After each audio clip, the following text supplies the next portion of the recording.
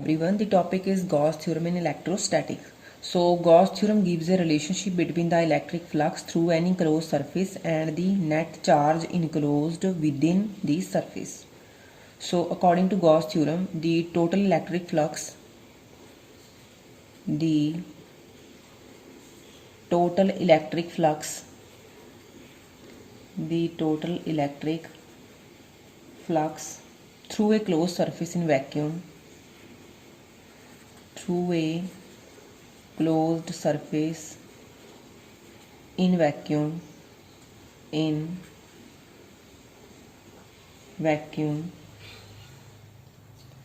is equal to 1 by epsilon times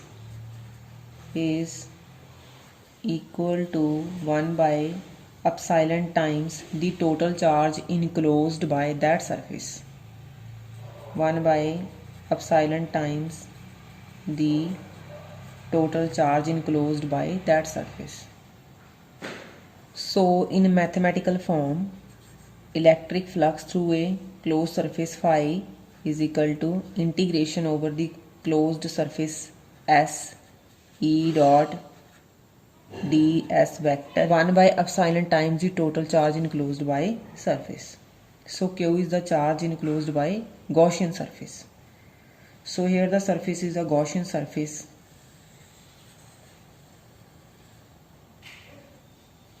This surface is a Gaussian surface.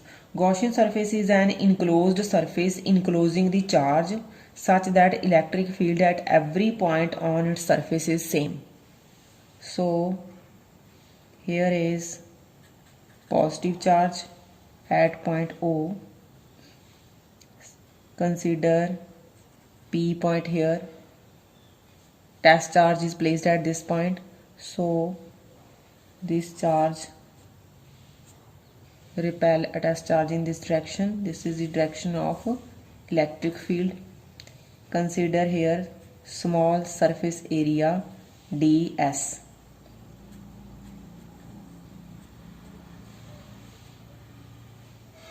So the unit vector normal to this area is n cap, and also r cap is the vector from O point to P point. So the magnitude of electric intensity due to this positive charge will be same at every point on the surface and directed radially outward. So in this case, electric field intensity at P point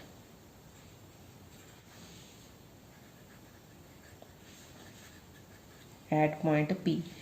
We know that electric field intensity is equal to 1 by 4 pi epsilon naught Q by R square R cap. R cap is the unit vector directed along O to P vector in outward direction. So for this small surface area ds, here is small electric flux through this area d phi e. The small flux through area ds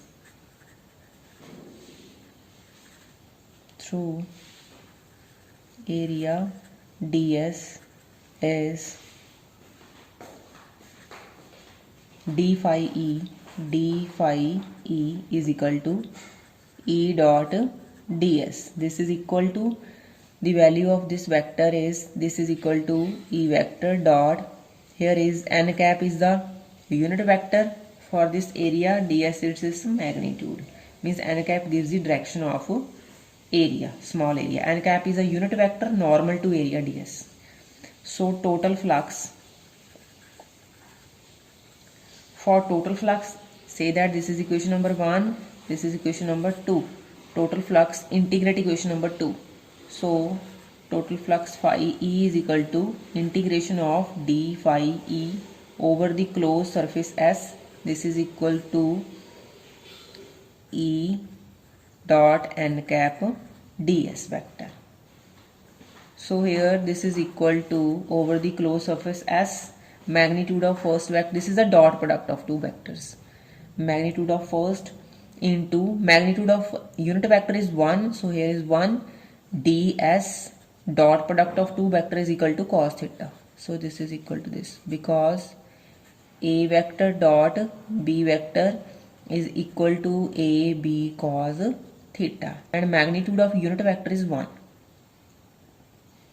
So this phi E is equal to integration over the closed surface E ds cos is equal to 0 degree, because theta is equal to E and n cap are both in same direction, so these are parallel. So E and n cap are parallel.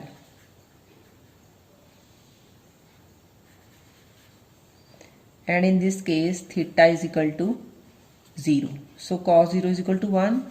Phi E is equal to integration over the closed surface E ds.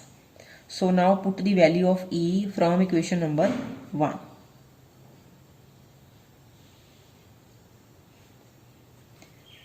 Put E is equal to, because here E is only magnitude, so it is equal to 1 by 4 pi epsilon naught q by r square.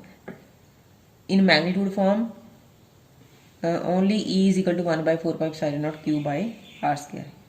If here is no vector, no r cap, so this is equal to this one. Put in this equation, say that this is equation number 3. So phi E is equal to integration 1 by 4 pi epsilon naught q by r square ds. Taking 1 by 4 pi epsilon naught q by r square outside, it is a constant. 1 by 4 pi epsilon naught q by r square is a constant, taking outside ds vector. So this is equal to phi E is equal to 1 by 4 pi epsilon naught q by r square into area of sphere 4 pi r square. So this is the surface area of a spherical surface. This is equal to 4 pi r square. 4 pi r square cancel. So this is equal to q by epsilon naught. So phi E is equal to q by epsilon naught. This is the proof of Gauss theorem. So if there are several charges q1, q2, if there are several charges, if there are several charges q1, q2, q3 up to so on lying inside the closed surface, each charge would contribute to total flux. So the total flux is